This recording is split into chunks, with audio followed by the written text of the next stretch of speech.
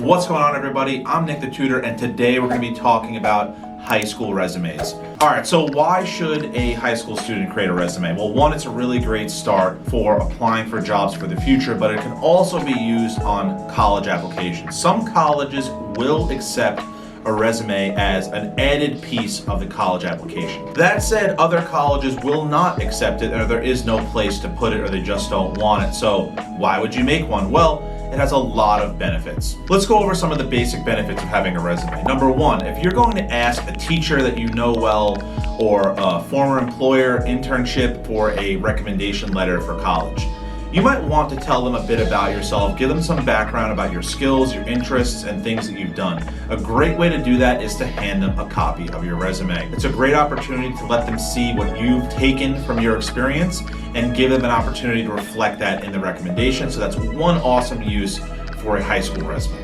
Number two, you may have more activities, more accomplishments, and more achievements than you can possibly fit on the common application. If that's the case, and a college is going to let you send that in, you can add the extra stuff onto your resume to really show them what you're all about. Now, that said, you definitely want to cut it off at some point. You don't want to list every single thing you've ever done in your college application, but if there are other important things, it's a great place to put it. I highly recommend it. Number three, if you're applying for college scholarships and certain scholarship programs, a lot of them will want to see a resume. They want to see your professionalism. They want to know a little bit of background about things that you've done. So it can be a really great tool for applying for scholarships. Number four, you're going to need to send in a resume in high school and in the future to get internships and some jobs. Now look, we understand that a high schooler's resume is not going to be as vast as someone who is 35 years old. But at the end of the day, if you can show some achievements, some responsibilities, and some jobs that you had, it'd be a really great way to get that internship, which can really put your college application over the edge into that acceptance pile. All right, so we're gonna flip over to a Google Doc. We're gonna type an actual resume out. So let's get into it. So first thing I want to say is shout out to the college essay guy. He has some really great resources and templates for high school resumes. There's actually 6 free templates on this one webpage that he has. We'll include that in the description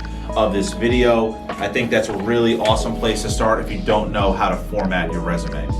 I'm going to format this resume myself, and I'm going to put the link to this Google Doc in the description so that you can actually use this resume template for yourself. Now, one thing I want to clarify, there's no one-size-fits-all answer to what is a good resume. But one thing I would say is that good resumes have some things in common. They're usually one page, they're usually very clear, and they usually colorfully explain the candidate's experience in a way that makes them look awesome. Now let's go over some things that you shouldn't do. Do not use crazy fonts or colors. Make the resume simple to read. You can see here at the top where we're using a very organized template here. You want to put your full legal name, phone number, email, address at the top. If you do not have a professional sounding email address, please create one. Do not use some wild email address like ballerboy49631@gmail.com or Pimp Daddy Kane. We just don't need to hear that or see that. You just put your first name and your last name. If that's not available, just use your name. Trust me, it will help you a lot.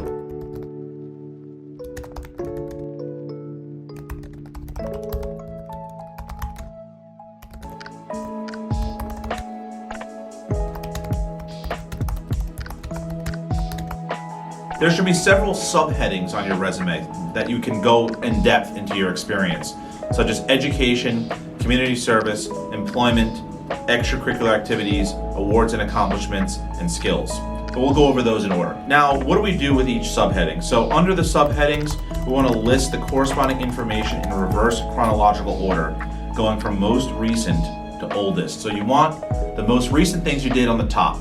And that's because those are the most relevant to the person reading it now. Properly state whether something happened in the past or whether it's happening now in the current. Like if you currently have a job, you have to phrase things differently than if it was at a past job. Like I said earlier, for some aspects, awards, activities, community service, jobs, experience, you may need to elaborate.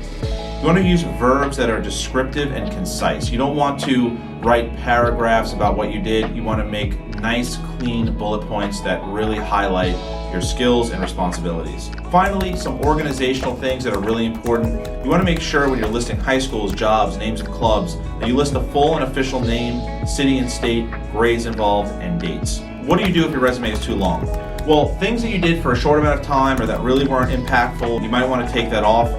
Like I said, try to keep it to one page. I think that's really, really helpful. If you can't do that, you have too much to include, then you could have a double-sided 2-page resume. But a lot of times that's reserved for college students applying to grad school. And so I would really try to keep the high school resume to 1 page if possible.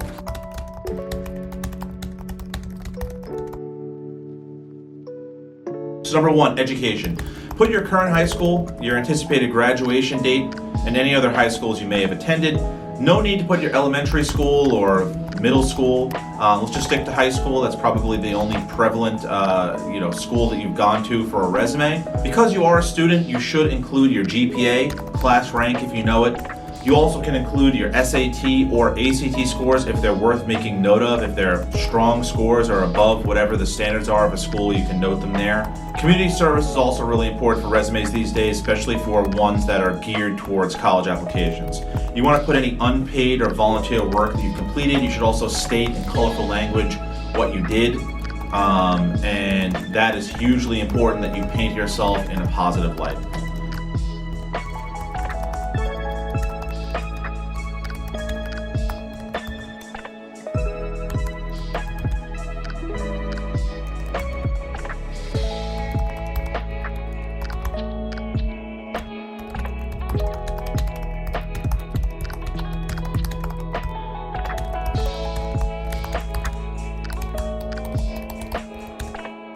Then you have employment. So these are any paid jobs that you've had. If you have had community service and paid jobs, you probably want to separate them. If you have not, you could lump them both into experience as a subheading. But once again, you want to explore and explain your responsibilities, what you had to do with the job, what your role was. And even if it's very simple, it's not something to be embarrassed about. It actually can do you a lot of good to just explain clearly and honestly the duties that you had at your job. You don't want to downplay your experience. If anything, you want to play it up.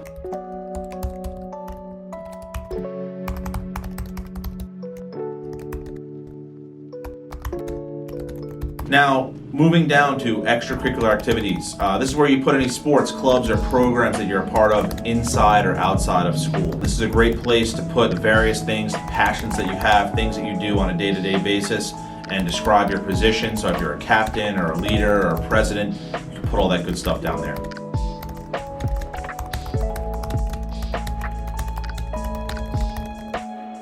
Now let's talk about awards and accomplishments. This definitely pertains to high school students. You'll list any honor societies you're in, academic or sports related awards that you've won. If you've been on high honor roll or honor roll for a number of semesters, you can include that there. All really great things to put in that category.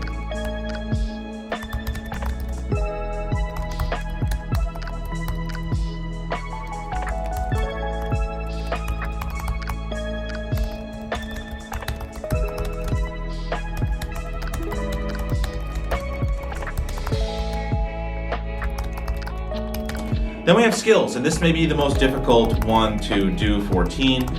You may want to put languages if you're fluent in them. You want to make sure that you deliver on what you're saying that you can do, so you don't want to say that you can do something that you can't. Like if you're really bad at Spanish, you don't want to say fluent in Spanish.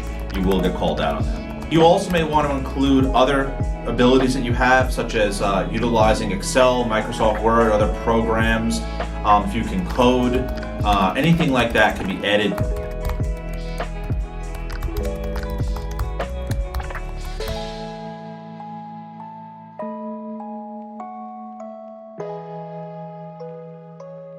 The main goal of this channel is to provide free resources for all of you out there for SAT, ACT, resumes, college applications, college essays, AP exams, and all that good stuff. All I ask for in return is that if you like this video, drop a like on it. If you like this content, hit that subscribe button. It helps us out continue to make this awesome free content for all you guys. Please check out the resume template that we put in the description of this video. It will help you make your first resume. See you soon.